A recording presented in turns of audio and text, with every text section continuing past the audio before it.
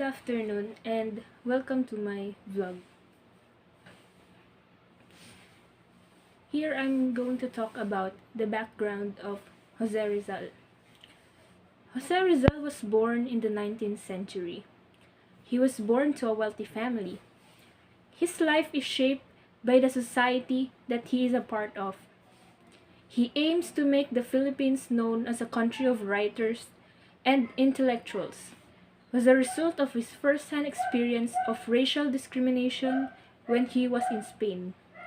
The beheading of 3 secular priests. Under Spanish rule, the native inhabitants were regarded as Filipinos.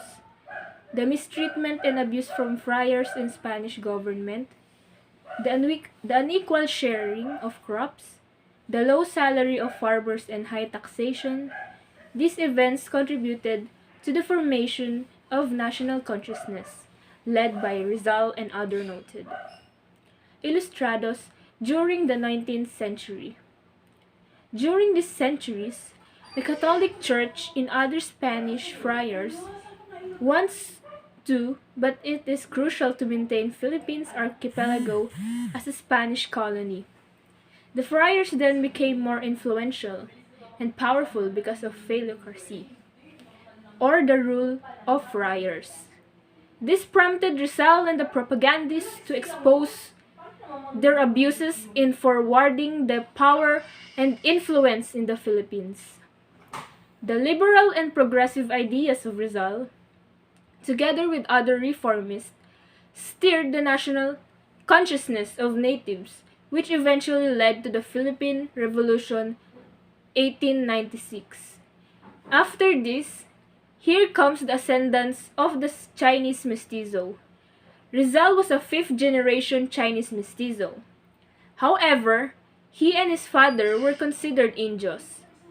Some documents say that he doesn't like called being Chinoy and dissociate himself from any Chinese relations. Through his two famous novels, Noli Me Tangere and El Filibusterismo, he exposed the abuses and corruptions of the Spanish authorities, condemned the oppression of the people by the colonizers, and ridiculed the hypocrisy and overbearing attitude of the Spanish friars. He also depicted the bloody revolution that sparked people's fury and eventually led them to revolt. Chinese-blooded or not, Rizal will still remain in our memories as our national hero, a nationalist, and a Filipino.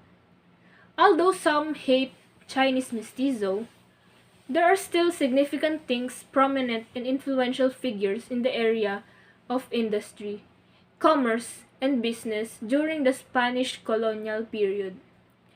They carried goods and commerce and sold it in the capital city, which is Manila, and nearby provinces. Aside from economic stability, another significant role that Chinese mestizo played in Philippine society was the formation of the Filipino identity. This was evident during the later part of the 19th century when they became clearly influential in the economy of the Philippines as a Spanish colony. By 1800s, Chinese mestizo in the provinces began to form opinions regarding to the Spanish colonial rule.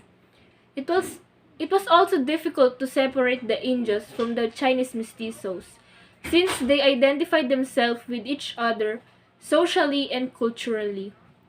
Chinese mestizos shared grievances with the Indios about the harsh conditions under the Spanish rule. Spanish feared that the independent mindset and liberalism of Chinese mestizo might influence the political consciousness of the Indios. The most vivid manifestation of the budding sense of Filipino nationalism appeared in the late 1870s. In the writing of Padre Paterno and Gregorio Sanciano, who were both Chinese mestizos. They defended the dignity of the Filipinos and explained the supposed indolence of the Indios. Their writings were nurtured by Jose Rizal, a known pride of the Malay race, but also a Chinese mestizo. Rizal descended from the pure Chinese ancestor, and a long line of Chinese mestizos and mestizas.